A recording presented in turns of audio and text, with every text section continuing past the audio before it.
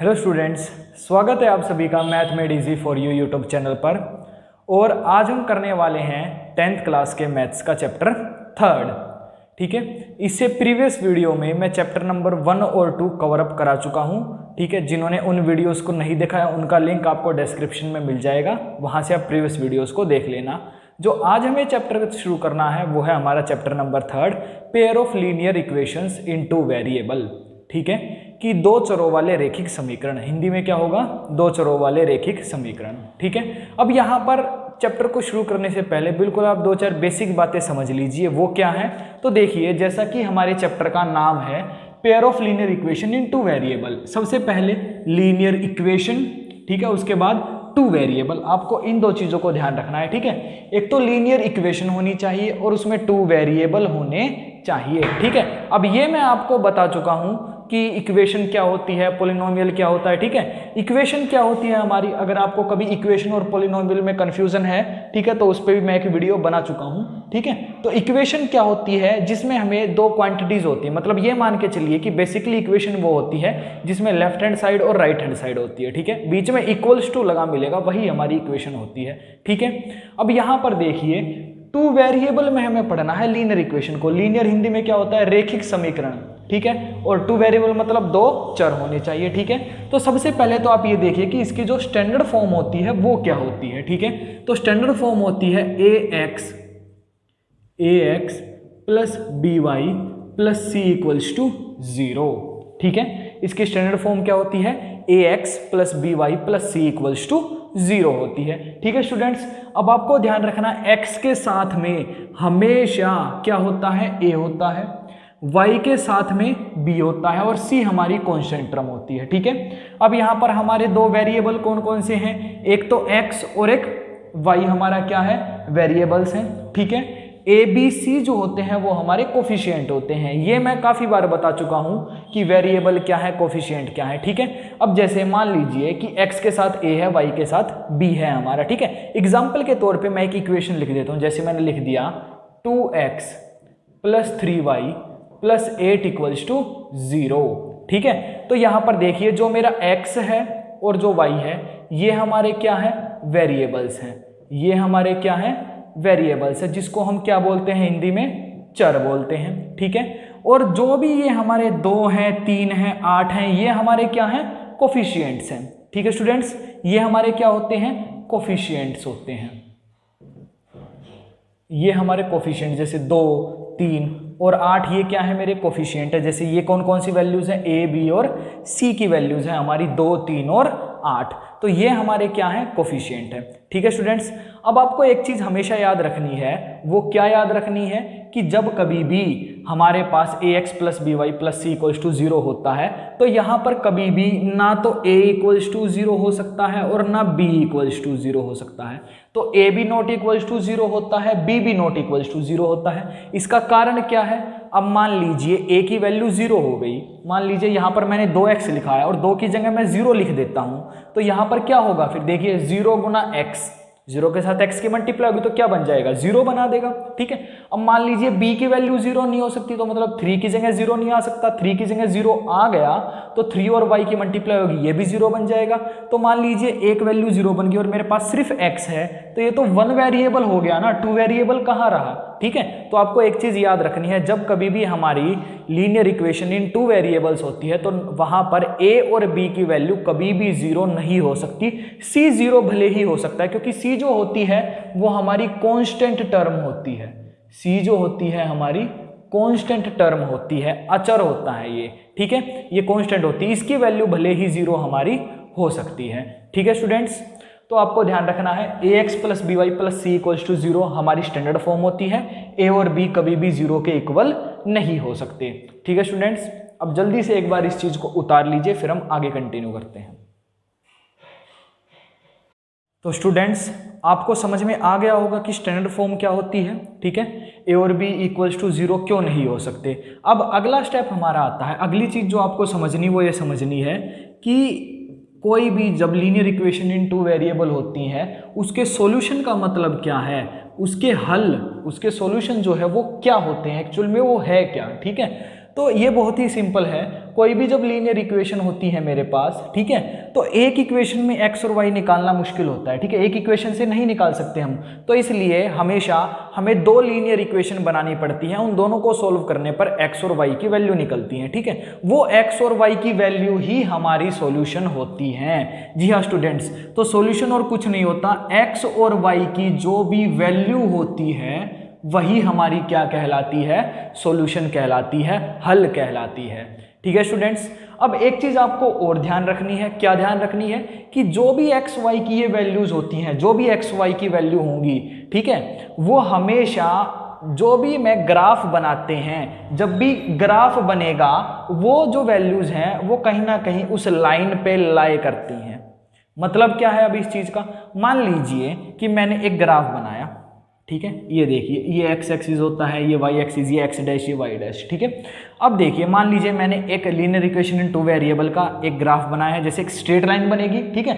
हमेशा याद रखना, लीनियर इक्वेशन जब कभी रेखिक समीकरण होता है तो उसकी हमेशा एक स्ट्रेट लाइन बनती है, ठीक है। ये एक नंबर में ये भी क्वेश्चन आ सकता है कि linear equation in two variable की जो ग्राफ रिप्रेजेंटेशन है वो कैसी लाइन होती है, स्ट्रेट लाइन होती है, पैराबोला होता है, ठीक है, वी शेप्ड होता है, कैसा हो सकता है, वो कुछ भी पूछ सकता है आपसे, ठीक है। तो आपको ध्यान रखना है हमेशा स्ट्रेट लाइन होती है, ठीक है। अब मान लीजिए ये मैंने एक स्ट्रेट लाइन बना दी, ये ऐसे मान लीजिए, मैं ऐसे बना लेता हूँ, ठीक है, ठीक, ये मान लीजिए हमारी क्या है, A X plus B Y plus C equals to 0 की ग्राफ बना दिया मैंने, ठीक है।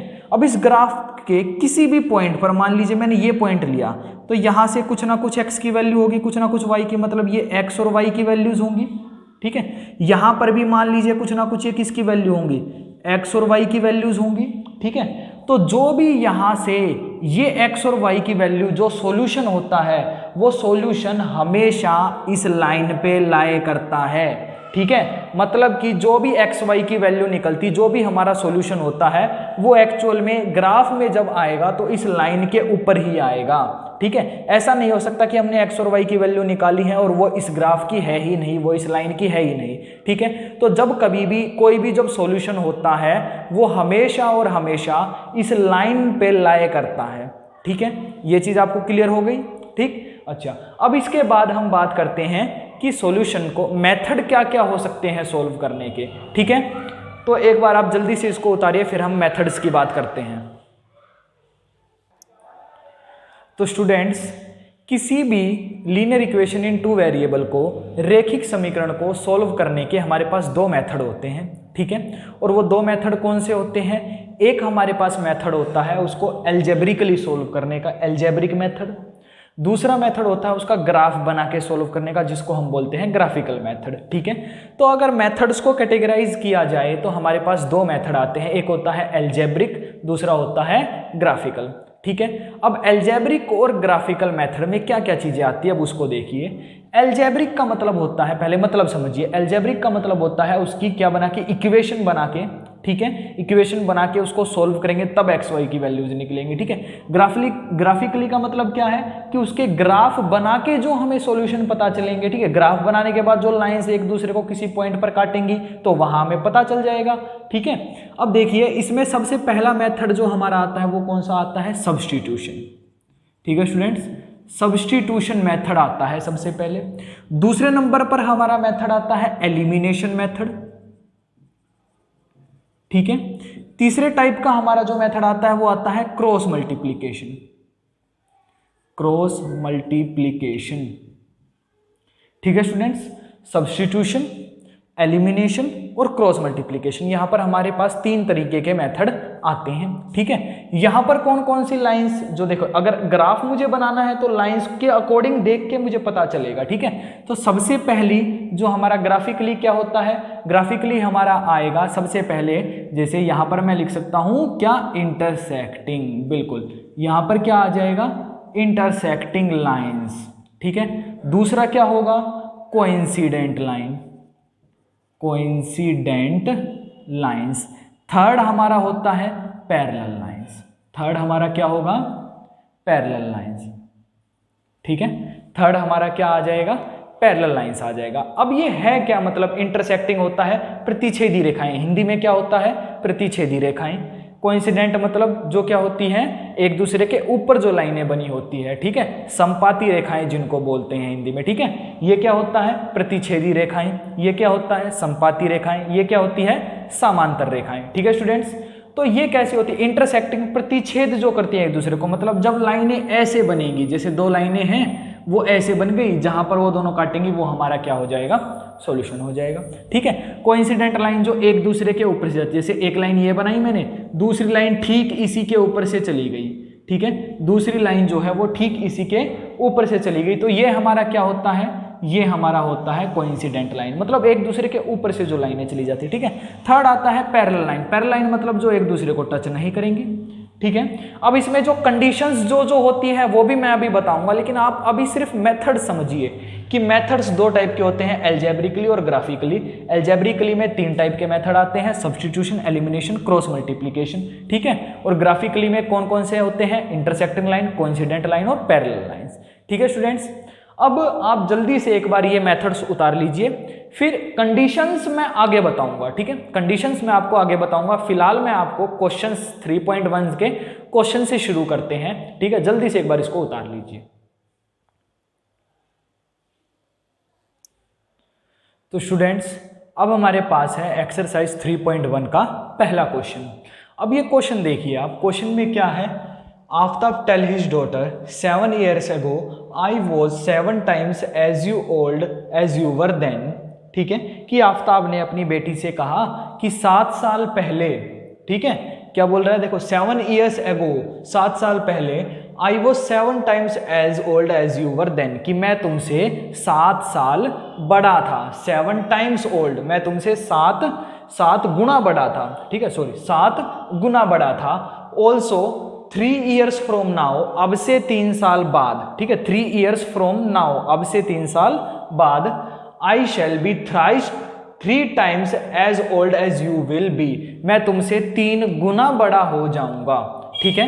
तो क्वेश्चन में क्या बोल रहा है आफ्ताब, आफ्ताब अपनी बेटी से ये बोल रहा है कि अब से 7 साल पहले मैं तुमसे 7 गुना बड़ा था, ठीक है स्टूडेंट्स, और अब से 3 साल बाद, ठीक है, 3 years from now, अब से 3 साल बाद मैं तुमसे 3 गुना बड़ा हो जाऊंगा, ठीक है। तो आपको क्वेश्चन समझ में आ गया होगा, ठीक है। अब देखिए यहां पर हमें क्वेश्चन को कैसे represent this situation, algebraically and graphically, इसको एल्जेब्रिकली और ग्राफिकली हमें बताना है, ठीक है। मतलब एक तरीके से हमें इक्वेशन बनानी है, पहले तो मुझे इक्वेशन बनानी है, उसके बाद इसका ग्राफ भी बनाना है, ठीक है। तो अब ये देखिए, सबसे पहले हमें 2 चीजें निकालनी है, ठीक है। मुझे 2 चीजों के बारे में कहा गया है, एक तो आफ्ताब की आयु के बारे में और उसकी बेटी की आयु के बारे में, ठीक है। तो दोनों ही चीजों को, एक को x मान लीजिए, एक को y मान लीजिए, ठीक है। तो कैसे सॉल्व करेंगे, देखिए, लेट द करंट एज, ठीक है, करंट एज ऑफ आफ्ताब, ठीक है, आफ्ताब की करंट एज मैंने मान ली x years। इस करंट एज का मतलब है जो अभी की जो उसकी आयु, वर्तमान जो आयु है, ठीक है। करंट एज हिंदी में क्या लिखेंगे इसको, वर्तमान आयु, ठीक है, वर्तमान आयु, ठीक है। तो फिर उसके बाद हमें क्या लेना है, उसकी बेटी की भी करंट एज माननी पड़ेगी, ठीक है। The current age of Aftab's daughter, ठीक है, उसको मैंने क्या मान लिया, y years मान लिया, ठीक है, y years मान लिया, ठीक है। अब कई बार एज वाले क्वेश्चन में काफी बच्चे कंफ्यूज रहते हैं, तो आपको कंफ्यूज बिल्कुल नहीं होना है, ठीक है।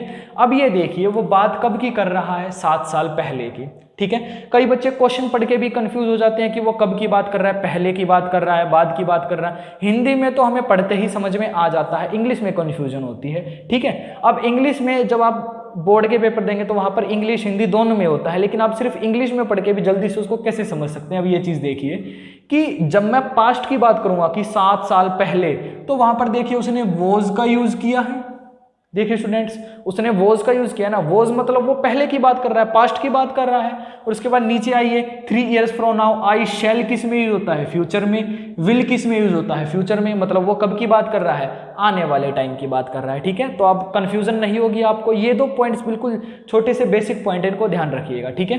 अब आगे देखिए कि अगर वो 7 साल, करंट एज मैंने x और y मान ली, अगर वो 7 साल पहले की बात कर रहा है तो x में से भी 7 घटेंगे, और y में से भी 7 घटेंगे। ठीक है स्टूडेंट्स, x में से भी मुझे 7 घटाने हैं और मुझे y में से भी 7 घटाने हैं। ये देखिए, x में से भी 7 घटेंगे और y में से भी 7 घटेंगे। ठीक है स्टूडेंट्स, तो अब मैंने देखा कि अगर इन दोनों को बराबर करना है मुझे, मान लीजिए मैं इन दोनों को बराबर करना चाहता हूं, आफताब की आयु और आफताब की बेटी की आयु, मैं इन दोनों वैल्यूज को बराबर करना चाहता हूं, तो कैसे बराबर कर सकता हूं? देखिए, क्योंकि उसने ये कहा है कि मैं तुमसे कितने टाइम्स बड़ा है, वो 7 टाइम्स बड़ा है, 7 गुना बड़ा है अपनी बेटी से। तो अगर मैं इसकी बेटी की उम्र को 7 से मल्टीप्लाई कर दूं तो दोनों की बराबर हो जाएगी ना। जैसे मान लीजिए 1 है और इक्वल्स टू मुझे 7 के करना है, तो इस 1 की गुणा भी मैं किससे कर दूंगा? 7 से कर दूंगा, दोनों वैल्यूज बराबर आ जाएंगी। ठीक है स्टूडेंट्स, तो यहाँ पर आफताब जो है वो अपनी बेटी से 7 टाइम्स बड़ा था। ठीक है, तो उसकी बेटी की आयु को भी 7 टाइम्स बढ़ा दीजिए, 7 गुणा कर दीजिए, दोनों की आयु बराबर हो जाएगी। ठीक है, तो यह आया x माइनस 7 इक्वल्स टू 7 की मल्टीप्लाई y से भी करनी है और 7 से भी करनी है, तो ये क्या आ जाएगा? 7y minus 49। ठीक है स्टूडेंट्स, तो यहाँ पर अब इन दोनों वैल्यूज को इस तरफ ले आइए, ये दोनों वैल्यूज को आप इस तरफ ले आइए, तो ये क्या होगा? x minus 7 equals to minus 7y। अब एक चीज आप याद रखिएगा, इधर जो चीज माइनस में है, इधर जो चीज माइनस में है वो प्लस में आएगी, जो प्लस में है वो माइनस में आएगी। ठीक है, और 49 माइनस में है तो वो प्लस में आ जाएगा, इक्वल्स टू 0। तो मेरी इक्वेशन बन गई x minus 7y minus 7 plus 49। तो मेरे पास कितना बचेगा? बिल्कुल प्लस का 42 इक्वल्स टू 0 होगी इक्वेशन नंबर पहली। ठीक है, ये मेरे पास आ गई इक्वेशन नंबर पहली। तो स्टूडेंट्स, आपको ये तो समझ में आ गई होगी मैंने इक्वेशन नंबर फर्स्ट कैसे बनाई। ठीक है, अब आते हैं इक्वेशन नंबर सेकंड पे। अब देखिए, उसने सेकंड कंडीशन क्या दी है? ऑल्सो 3 ईयर्स फ्रॉम नाउ, कि अब से 3 साल बाद। ठीक है, I shall be 3 times as old you will be, कि मैं तुमसे 3 गुना बड़ा हो जाऊंगा, 3 गुना बड़ा हो जाऊंगा। तो अब देखिए, अगर वो 3 साल बाद की बात कर रहा है तो x में भी 3 जुड़ जाएंगे और y में भी 3 जुड़ जाएंगे।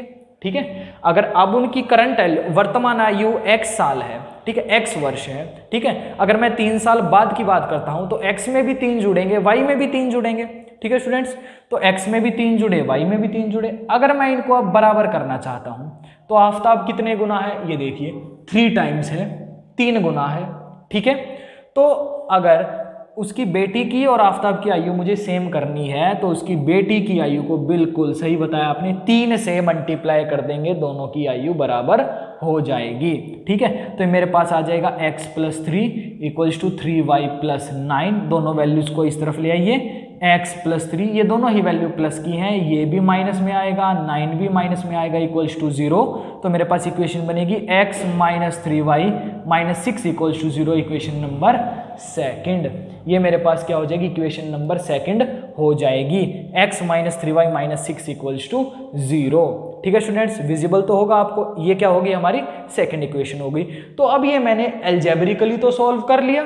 ठीक है, अब बारी आती है ग्राफिकली की। ठीक है, एक बार जल्दी से आप इसको उतारिए दोनों इक्वेशंस को, फिर हम आगे ग्राफिकली सॉल्व करते हैं। तो स्टूडेंट्स, अब हमारे पास 2 इक्वेशन है, x minus 7y plus 42 equals to 0, x minus 3y minus 6 equals to 0। अब इन दोनों को हमें ग्राफिकली सॉल्व करना, मतलब ग्राफ बना के हमें तब सॉल्व करना है इसको। ठीक है स्टूडेंट्स, तो अब देखिए, मैं पहले इक्वेशन नंबर फर्स्ट से शुरू करता हूं। From equation first, equation first का x माइनस 7y, ठीक है, प्लस 42 इक्वल्स टू 0। अब जब हमें इसको ग्राफिकली सॉल्व करना है तो उसके लिए हमें x और y की वैल्यू निकालनी पड़ेगी। ठीक है स्टूडेंट्स, x और y की वैल्यू निकालनी पड़ेगी। तो आप ध्यान रखिएगा, कम से कम हमें 2 वैल्यूज तो निकालनी ही है। ठीक है स्टूडेंट्स, कम से कम आपको 2 वैल्यूज तो निकालनी ही है। ठीक है, अब यहाँ पर x की वैल्यू, y की वैल्यू हम कुछ भी मान सकते हैं, वो हमारे ऊपर डिपेंड करता है। जो हमारी कैलकुलेशन को ईजी करे हम वही मान सकते हैं। ठीक है, जैसे अब देखिए एक चीज, मान लीजिए मैं x की वैल्यू, ठीक है, x की वैल्यू मैं 7 रख लेता हूँ।